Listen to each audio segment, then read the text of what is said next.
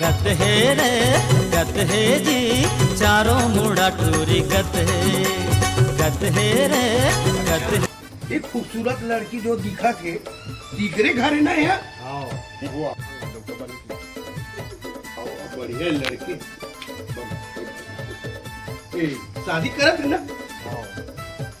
कौन है दादा? पिताजी खुश रहो। वाह लड़का तो बड़ होनहार है। काय करता थी? मैं आर्किटेक्ट करत हूँ। अच्छा राजमिस्त्री के। हाँ ईटा जोड़ैया। हाँ हाँ अच्छा तो हम दहेज का दे वो जानते हो? हाँ 3 तोला सोना के चैन, वाह 200 लीटर वाले नीला ड्राम। अरे बाप रे। और लड़की के शादी हो के जाही हाँ। तो शिमला में हनीमून। अरे बाप रे।